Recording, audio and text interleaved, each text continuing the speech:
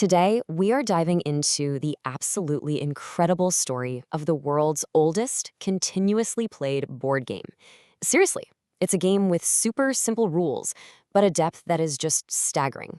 It has captivated emperors, monks, and warlords for thousands of years, and, more recently, the most powerful artificial intelligence ever built. To really get a sense of the scale of what we're talking about, let me start with a question for you. Forget chess, forget poker. What is, by an astronomical margin, the most complex game in the known universe? Well, the answer lies on a simple grid of 19 by 19 lines. The game is Go, or Weiqi as it's called in its native China, and the number of possible positions on that board, it's a 1 followed by 170 zeros. I mean, to put that in perspective, that number is astronomically larger than the estimated number of atoms in the entire observable universe. This isn't just a game, it's a literal cosmos of possibilities. Okay, so let's fast forward a few thousand years to 2016.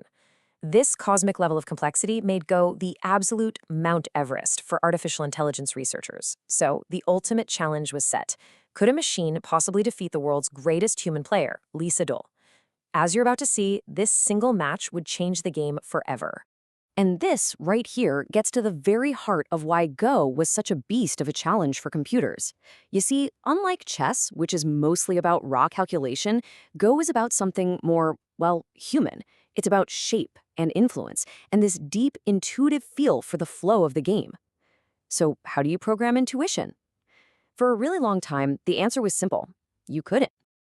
To understand how Go became this pinnacle of human intellect, we have to rewind. Way back. We're going back 4,000 years to ancient China, where the game's origins are just wrapped in myth, a tool designed not just for fun, but for literally shaping minds. The origin stories say the game was actually created by emperors. One legend claims Emperor Yao invented it to teach his wild son some discipline. Another says Emperor Shun created it to sharpen his own son's mind.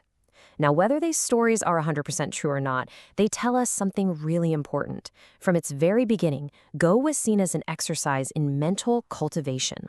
And this really highlights the unique philosophy behind the game. Think about it. Chess is a simulation of war. It's a battle of man versus man. Backgammon, with its dice, is a struggle against fate. But Go begins with a totally empty board. It's a blank canvas where your success depends completely on your own skill and focus. It's a game of man versus self. So, during its classical golden age in China, Go got deeply tangled up with statecraft and war.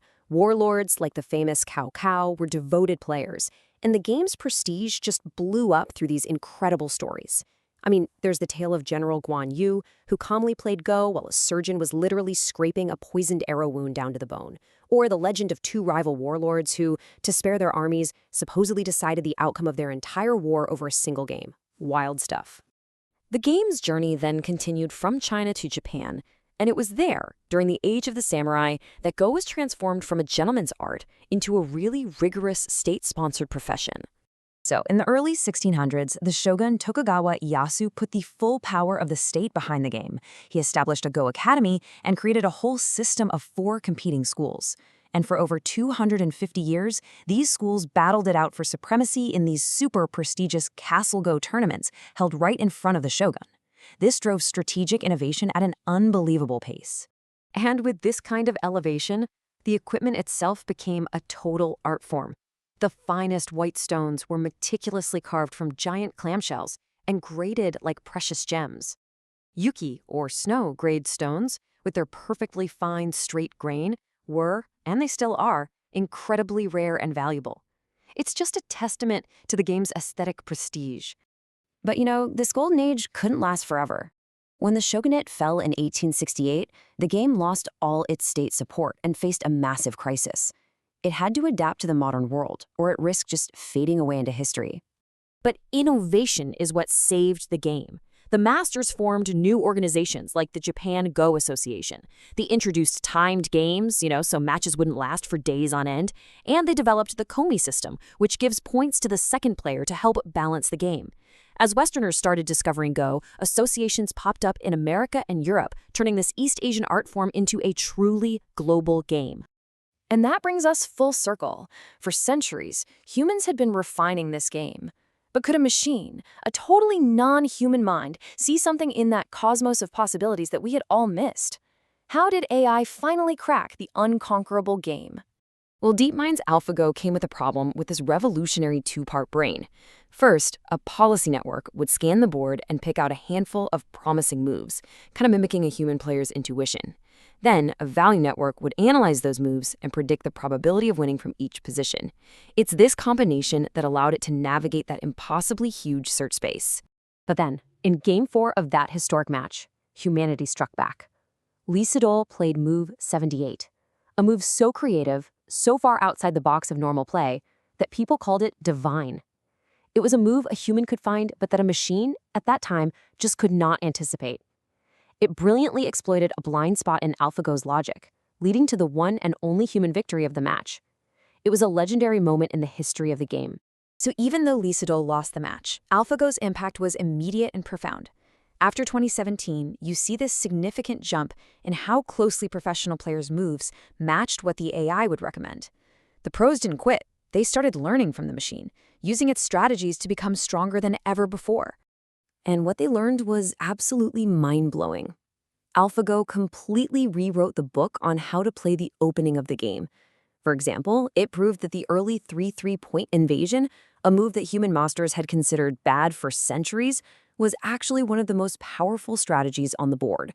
It revealed a whole new universe of creative possibilities. So where does that leave us?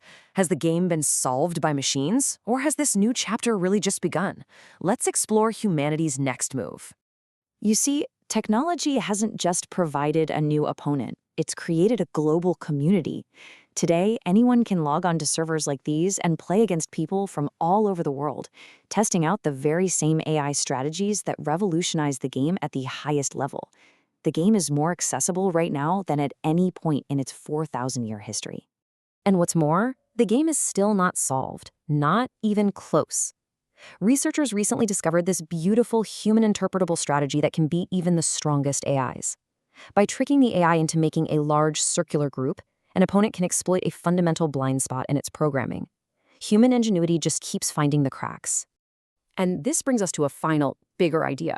The story of Go suggests that AI isn't necessarily an endpoint, but a new kind of partner, a collaborator that can show us new depths in our oldest traditions.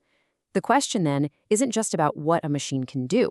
It's about what it can help us discover about our own capacity for creativity and innovation. So, what's our next move?